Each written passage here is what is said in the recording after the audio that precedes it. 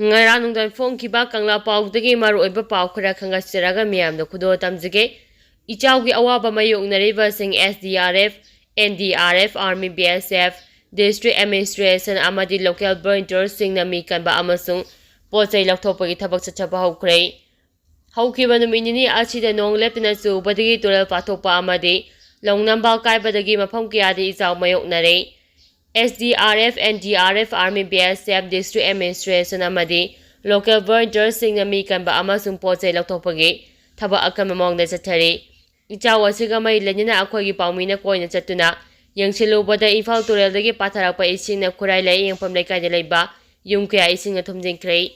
laikai adugi miya masa masagi kaida thamba phau yauna tonga ba maru oiba potlam kya yom duna safagadaba mafamsingda thongnarakki khurai gi laikai ayamba Echou mayong aduna aruba phibam amade leiri Imphal Turel pathorapa ising na minyung thong dagi Not AOC taba lambi paring asi thumjingkhibadagi achat aug tawbusingda khudongchadaba kya mayoknari ising kai hena chakhalapa asina maram oiraga lambi asiga nakada laiba cheki wall kaya amasu nikhai khrei adubu wall nikhai ba aduda aso apandi amata yaudre hairi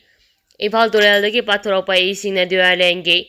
tight top school gi mamangda foot mari rom ising thumjingkhibadagi laikai adugi miyam poyom duna chenthongnarakhi khabam mayai laikai desu torrent kai badagi laikai Echougi miyam safagadaba mafamsingda chatnakrei mafam aduda yumdagi thopa ngamhodaba miyo kya amana rescue tawki hairi hangang awang laikai desu torrent kai khibadagi khudongchadaba kya mayoknari masina maram oiraga hangang pat amadi hangang police station na chingba maru oiba mafam kya isingna thumjingkhrei hangang pat laiba ngagi farm ching thumjingkhibadagi chauna amanta thokkrei oki farm singdasu okya tawthakhrei Echou asigi chaitheng phanglaba maiba khul Mongjong khaba Mantipurki kongtha ahalup lay yengpam laikai Nagaram Azambigai kairang Muslim amadi kairang maitei laikai khunja sing magi safagadaba mafamsingda lainakre hairi Nambul Turelgi imaisu ka hena wangkhalaktuna foot anirong wangna ising pathoklei maikai adomda laiba yum ayamba ising thumjinakhrei Nambul Turelgi mathakda saba babuthong hana khangnaba upaki suspension bridge asigi tangkha yaungna ising thumjinkhibana thong asi sijinaba yadana leire Nambul Turel pathorapa ising na maram oiraga BT Kendra J fly over makhong yauna Uripoki laikai kaya ising thumjingkhrei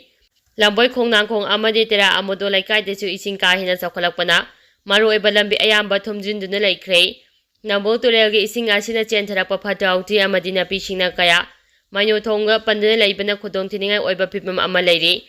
Sagoban Salam laikai mapasu Nambul Turerom thangba lambi asi ising thumjingkhibana lambi asi nakal nama khaktamak chatpa yari nakal amaromda ngarangdagi ising thumjinduna leirakkiba singjangmaidagi kawa phawbagi lambi handagi phibam khara phagatlei lamdama asigi mana masing amadi insang napi phutokpada khwaidagi maru oiba mafam ama oiriba Bishnupur district sasu Echou asigi chaitheng chauna mayoknari mana masing thariba labukya ising thumjingkhibadagi chauna ama ata thoklei Ayuk nungtul nadina hotnariba laumi kyade kokta khut hapaga chap manakhrei panba yabadi tha asigi mangada len yauna akamba nonglai nungsina maram oiraga labuk singna thaba mana masing amadi mahi marong kaya ama ta thokhibadagi chauna khudongchadaba mayoknaribani nakal amaromda SDRF ki CO yauna personnel kyanasu Imphal East district ki tonga ba mafam singda rescue operation chachakhrei rescue operation asida SDRF ki personnel singna to scruff engine haiba pneumatic boat hana su khangnaba rescue boat sing sijinari adum oinama hi makhala asina akame isingi iraida thousand bada khudongchadaba kya mayoknari hi makhala asi ira yaudaba isingda mathau tawnabagi dama design tawrapa oibana khudongchadaba asi thokpani adum oinama atopa pambai laitabana hi makhala asi aduma sijinaduna tonga ba mafam singda rescue operation chachari State asida SDRF ki personnel chamaga humpuguni thoi leibagi manungda personnel maudraga tar amadi Echouga mai lenyadaba atopa mafam singda deploy tawkhiduna lemhauriba personnel punna mangna rescue operation asi chathabani hairi SDRF BSF Army amadi Local Volunt singna ngarang numida waram pung mari makhairam tabadagi ahing chopa Imphal East district ki manung chana leiba kaikol amadi maiba kholdagi maching yamlaba miyoi kaya rescue tawduna safagadaba mafam singda pothorakki hairi Makata na ngasi pung taruk rom tabadagi SDRF BSF Army amadi Local Volunt singna Imphal East district ki manung chana leiba Mantipurki ki Fendes colony desu rescue operation su chathaki district asigi manung chamba khurai lei yingpam lekai da su ayupu mapa makhairom tabadagi rescue operation chathaduna safagadaba mafam singna mayo kya photoraki hairi cyclone remal na kuntra ni thoi sire Bangop Sardagi Haurakkiba Akamanung Lenungsi Remalna Bengolomdagi cross tawraga awang nupo station na sitsilakiba akamanungsi amadi noong na awang nupo kese karada ising isawthok kuna yamna sawna amang mayoknari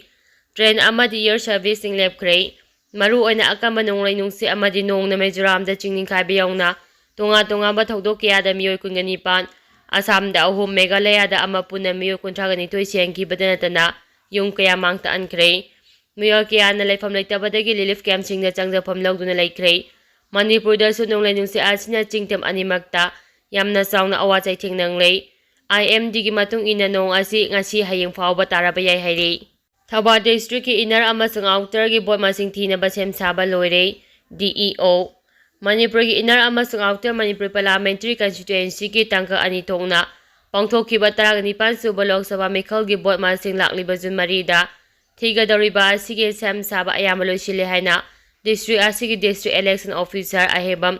subasna phongdorakli lakli bajun mari ki ayupung ni pantabadagi Thawa district ta board masing thiba hagodoriba asigi matangna district election officer ahebam subasna pawmising da phongdokhibada board masing thiba asiga mai lanina Thawa district ki tonga assembly constituency taruki counting center ani hangdoklei assembly constituency taru asigi manungda Lilong Thawau Wangkem SC ne ina Manipur parliamentary constituency gi manung sali aduga hairo wangjing tengtha amasung khangbo kendra sing asina outer Manipur parliamentary constituency gi manung sali boy masing thiba asigi yenglaga video Thawau gi office ta hangadoriba counting hall number 1 da Lilong SC amasung outer gi official polling station gi boy masing thigane Thawa DC complex lariba mine counting hall number 1 amasung 2 hana khadoktuna table tare thagani mine counting hall number 1 da Thawa hairo amasung wangjin tengtha kendra gi boy masing thigani adugi counting number 2 da na Wangkem SC outer gi special polling station amasung khangbo SC gi boy masing thigani boy masing thibagi thaba asik security maro ohum thamduna akan ba section thawranga lonina chathagani ahan ba marol da state police ani subadine state armed police amasung ahum suba marol da central parliamentary force sinanga kani hari Miyang khongsa matam kharagi yethonglei Manipur Chanura Lamjing Lo Bisnupur district na hayeng me kuntrada miyang gi oiba khongsa ama chanaba tharang toramba adu hauji leba ki oini isang na maram oiraga awaba mayoknariba sigi yenglaga matam kharagi yethokle haina lupa sigi campaigner Moirang Them Puspana phungdokhrei ngasi Moirang da leiba lupa sigi office da pangthokiba paugi mifam amada Puspana makhata na hai lamlam asida nong singi phibam phattabana maram oiraga khongsa asi yethokpani Echougi phibam pharaba matungda athuba matamda khongsa ama pangthongnaba sem sari khongsa ase Moiranga leiba mukta high school dagi hauraga hemam lilam news pa complex phawba sanaba thawrang torambani haike paugi mifam ajuda ko convener El Nila Marasu saruk yakhi